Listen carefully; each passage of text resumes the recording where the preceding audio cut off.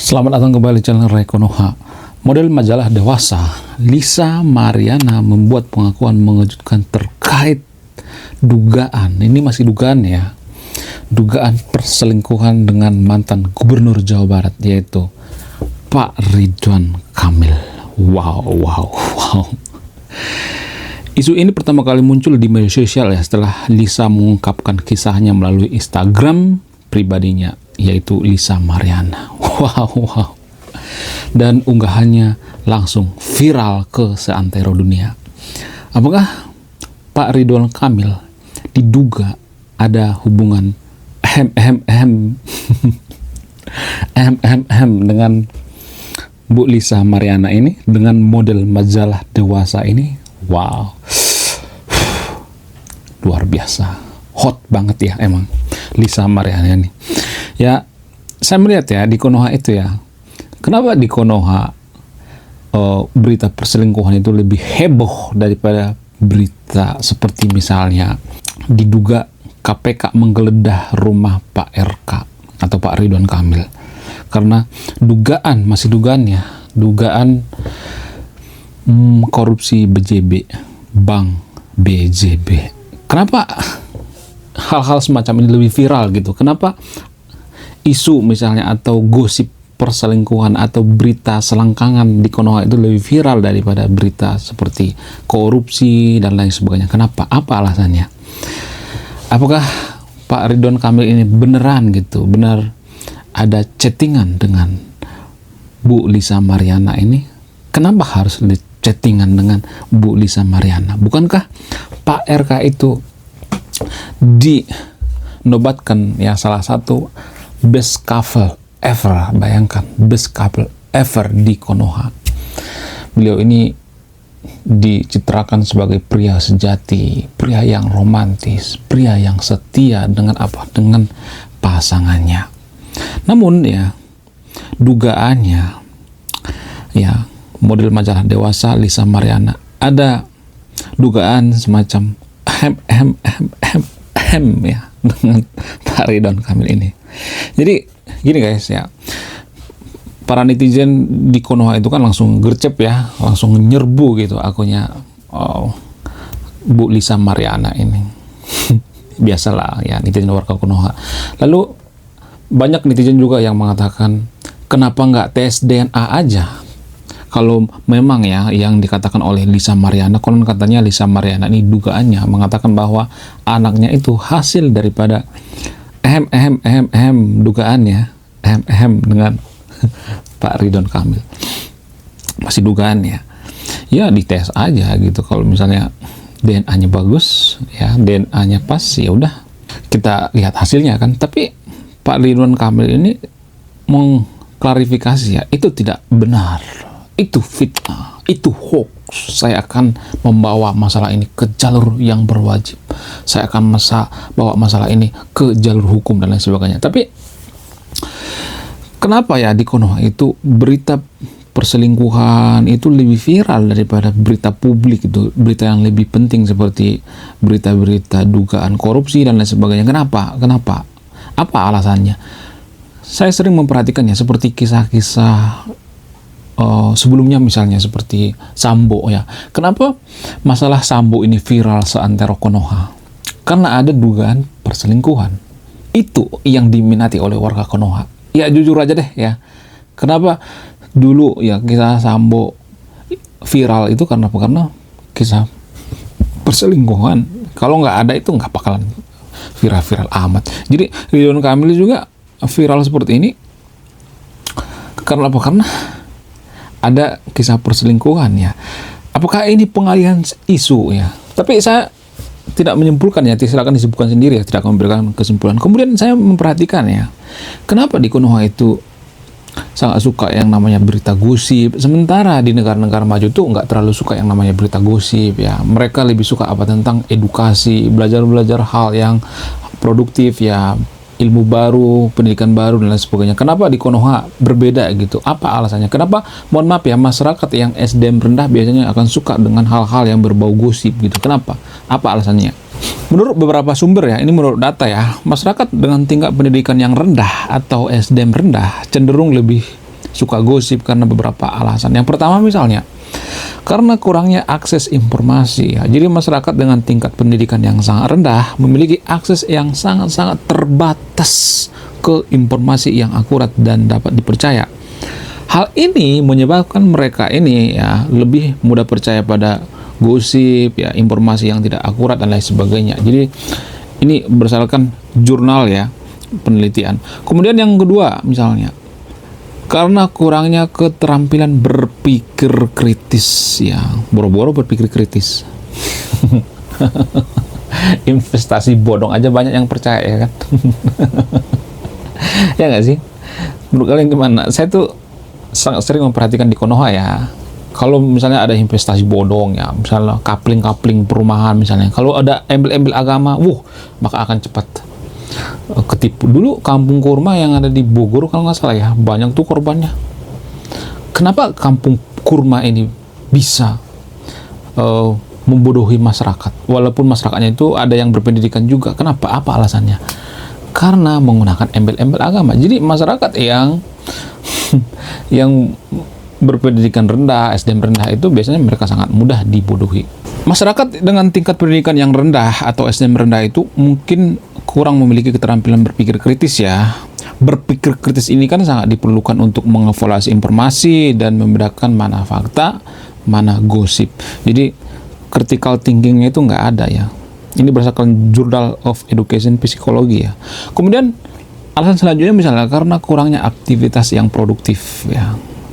Boleh dikatakan masyarakat kita itu ya kurang produktif. Mereka lebih suka, nggak semuanya tapi ya, lebih suka hal-hal yang berbau gosip ya, daripada melakukan kegiatan-kegiatan yang produktif ya, misalnya memperbaiki diri ya. Kalau misalnya mereka punya waktu luang, mereka lebih biasanya suka nonton ya channel-channel flexing ya, pamer-pamer harta, kemudian suka nontonin hal yang berbau gosip seperti ini ya, dugaan daripada perselingkuhan oleh salah satu politisi yang terkenal di Konoha. Jadi hal-hal seperti ini ya, kalau misalnya mereka punya waktu luang ya, mereka lebih berkumpul-kumpul gitu, ngosip, nongkrong nggak jelas dan sebagainya. Biasanya seperti itu ya. Kalau di negara maju itu nggak seperti itu ya. Makanya kalau kita perhatikan negara maju itu kan kadang-kadang kita melihatnya kok orang-orang di sini pada egois ya, orang-orang di sini pada individualis ya, nggak ada rasa, misalnya rasa menggosipi misalnya ya, nggak ada rasa menjuliti misalnya. Kalau di Konoha kan, mohon maaf ya, nggak semuanya tapi ya, ada kelebihan dan kelemahannya juga ya. Kalau misalnya masyarakat yang suka gosip ini biasanya kalau mereka diajak kondangan misalnya bantu-bantu, mereka pada gercep biasanya ya. Tapi masalahnya mereka ini suka yang namanya bergotong royong ya. Dalam menjarah juga mereka biasanya suka gotong royong. Jadi gotong royong ini dimanfaatkan untuk hal yang negatif juga ya. Jadi nggak selamanya gotong royong itu hal yang positif, tapi ada negatifnya juga. Kemudian karena faktor daripada culture dan norma sosial ya, kultur ya. Gosip dapat menjadi bagian daripada kultur dan norma sosial dalam masyarakat tingkat pendidikan yang sangat rendah. Hal ini dapat menyebabkan mereka lebih terlibat dalam gosip karena mereka merasa bahwa gosip adalah hal yang normal ya. Padahal di negara maju mereka nggak peduli ya dengan berita-berita seperti ini. Lalu kenapa saya bahas konten-konten seperti ini? Kenapa? Lu kan pengen bikin channel edukasi dan sebagainya. Karena channel edukasi di Konoha itu nggak terlalu diminati. Karena apa? Kenapa kita bikin berita seperti ini? Kenapa saya bahas seperti ini? Karena ini yang diminati oleh masyarakat. Jadi kita itu ada, konten kreator itu ada karena apa? Karena ini yang dipengen oleh masyarakat. Kalau masyarakat kita nggak pengen misalnya gosip, pengennya edukasi gitu, ya kita akan fokus ke edukasi. Kita itu sebenarnya kalau boleh jujur itu pedagang ya, penjual kita sebenarnya. Jual apa? Jual informasi ya, jual konten ya. Kita tuh sebenarnya penjual, jadi jangan lugu-lugu amat ya guys. Saya kalau jujur yang ngomong seperti ini, mungkin ada yang nggak terima ya. Tapi kita ini ada ya konten kreator bahas tentang seperti ini karena apa? Karena ini berdasarkan algoritma. Algoritma itu kan sama seperti persepsi atau pikiran masyarakat. Jadi kalau di suatu negara itu algoritmanya itu atau persepsi masyarakat itu suka hal-hal yang berbau perselingkuhan, gosip dan sebagainya, maka berita-berita yang viral itu berita-berita seperti ini. Kecuali misalnya di China ya, atau di negara maju, yang viral di sana itu kayak jurnal-jurnal ya, penelitian-penelitian ya, pengembangan diri ya, SDM dan lain sebagainya. Itu yang viral di luar negeri ya. Beda ya. Jadi kita menyesuaikan diri dengan masyarakat aja sebenarnya. Kita konten kreator itu hari itu karena apa? Karena menyesuaikan diri dengan lingkungan ya. Jadi itu yang dimau masyarakat, itu yang kita bahas ya. Gimana mungkin kita bahas misalnya tentang tanah liat gitu, padahal nggak ada yang suka dengan tanah liat.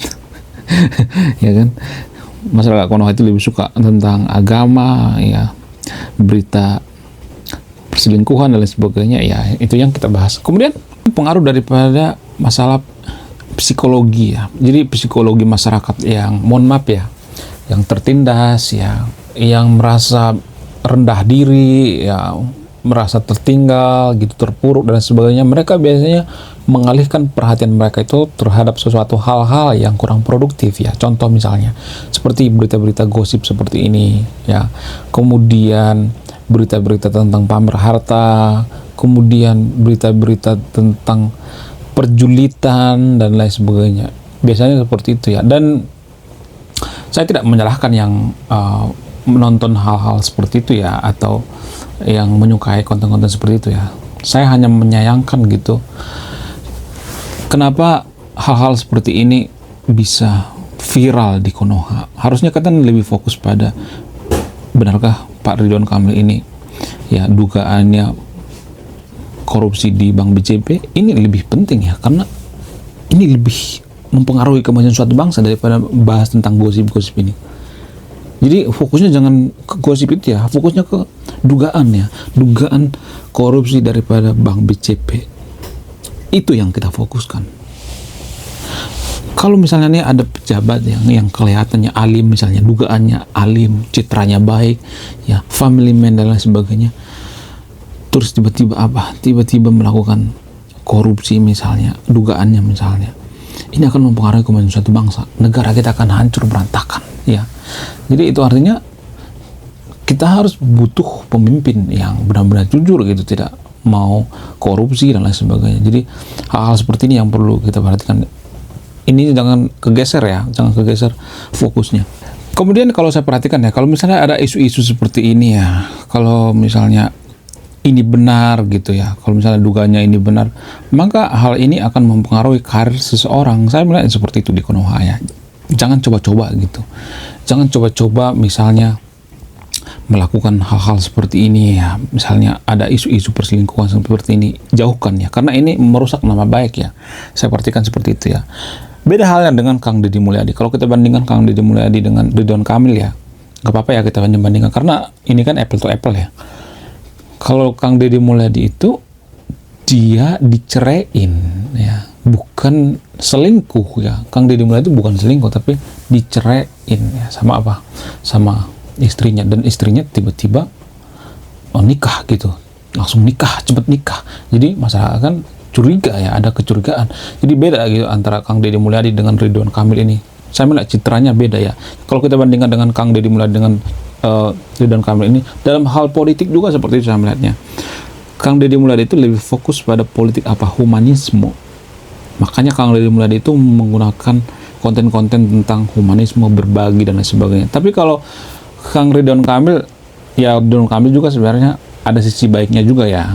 Dulu pernah dia menyelamatkan seorang guru yang dibully ya. Ada sisi baiknya Ridwan Kamil ini, tapi ada sisi buruknya juga ya yang saya tidak suka ya. Mungkin ini di sebagian orang itu sisi baik ya, tapi menurut saya pribadi, beliau ini dalam berpolitik menggunakan politik, diduga menggunakan politik identitas ya, maksudnya menggunakan agama gitu ya, bahkan sowan ke habaib dan lain sebagainya. Waktu di Jakarta kemarin beliau ini kan sowan ya terhadap habaib ya, ya ada hubungannya dengan agama lah. Nggak tahu ya apakah karena beliau ini didukung oleh salah satu partai agama di Konoha. Menurut kalian gimana? Coba tulis di kolom komentar ya. Sementara Kang Deddy Mulyadi saya melihatnya nggak seperti itu. Beliau ini lebih fokus pada humanisme. Nggak, saya melihat beliau ini nggak pernah yang namanya bukan tidak menghargai pemuka agama ya, nggak pernah yang namanya sowan ke habaib-habaib yang ada di Konoha. Kang Deddy Mulyadi lebih fokus pada apa? Humanisme, ya, memperbaiki diri, kemudian SDM, ya. Ada banyak kok kebijakan-kebijakan, walaupun kadang saya nggak setuju ya kebijakan daripada Kang Deddy Mulyadi, seperti misalnya pajak kendaraan, ya, nggak bisa, konon katanya dugaannya nggak bisa lewat dari Jawa Barat kalau pajaknya mati gitu ya. Kita punya mobil tapi pajaknya mati, mana mobil saya nunggak berapa tahun, 3 tahun nggak bisa lewat nanti dari sana ya, dari Jawa Barat ya. Maksudnya gini ya, kalau misalnya ada kebijakan seperti itu, janganlah gitu ya, jangan, maksudnya kalau mobil dari daerah lain misalnya pergi ke Jawa Barat, jangan langsung disita gitu, langsung dikandangin, jangan seperti itu. Menurut kalian gimana? Apakah kebijakan-kebijakan seperti ini kontroversi? Saya melihat kebijakan daripada Kang Deddy Mulyadi ini banyak juga yang bagus ya, kebijakan tentang melarang studi tour ya, terus dilarang bangun rumah di pinggir sungai ya, kemudian ada banyak kebijakan-kebijakan yang sangat luar biasa. Terus seragamnya dibikin sendiri ya, mobil dinasnya nggak diganti, ada banyak kok, gajinya luar biasa Kang Deddy Mulyadi. Jadi kalau kita bandingkan dengan Ridwan Kamil ini ya, mohon maaf ya, saya juga tidak mendiskreditkan ya kebaikan-kebaikan daripada Kang Ridwan Kamil ini, tapi saya perhatikan ya, Kang Deddy Mulyadi ini lebih bagus ya, jauh lebih bagus ya daripada Kang Ridwan Kamil. Mudah-mudahan ya Kang Deddy Mulyadi nanti bisa gitu menjaga citranya, karena di Konoha itu ya yang paling utama itu adalah masalah keluarga. Ini saya kritik dari pemikiran warga Konoha. Warga Konoha itu kan selalu fokus tentang apa? Masalah keluarga, bahas keluarga ya. Sebenarnya kan isu-isu perselingkuhan seperti ini kan nggak usah dibahas sebenarnya. Cuman ini yang paling disukai. Di Konoha itu saya perhatikan ya, kalau misalnya ada seorang politisi itu ya, mereka lebih fokus pada apa? Ada isu rumah tangganya, keluarganya, nggak fokus pada apa yang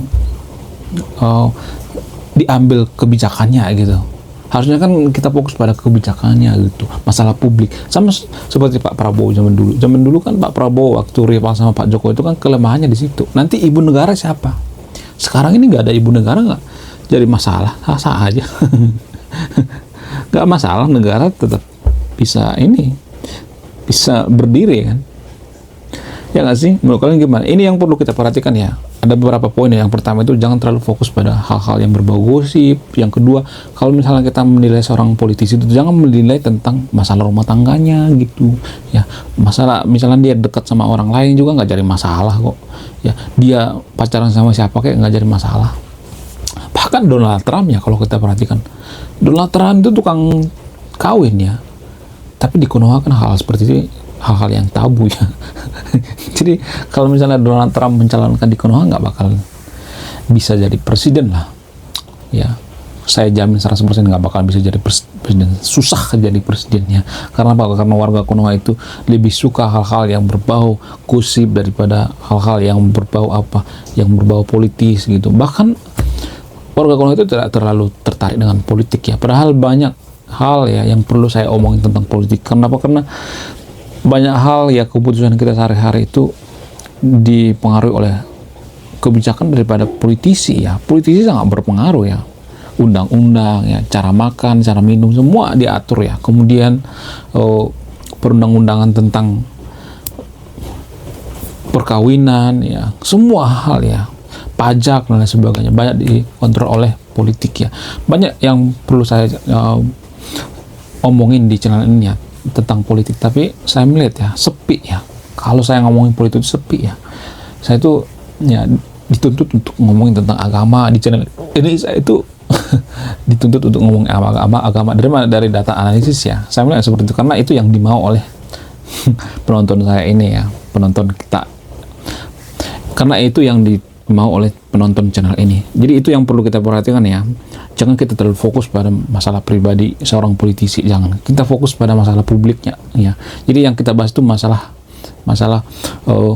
seperti misalnya dugaan korupsi, kita harus pantengin gitu. Kita harus sosor gitu ya. Itu yang perlu kita kepoin ya. Jangan kepoin masalah perselingkuhan dan sebagainya. Jangan seperti itu ya. Itu masalah pribadi, bukan masalah publik. Karena di Konoha itu kan tidak bisa membedakan mana masalah pribadi, mana masalah publik. Kenapa bisa seperti itu? Karena masyarakat itu adalah masyarakat yang kolektif ya, atau berkomunitas ya. Oke, sekian video ini. Terima kasih sudah menyimak dan memahami. Saya Ray Konoha. Salam anti gosip.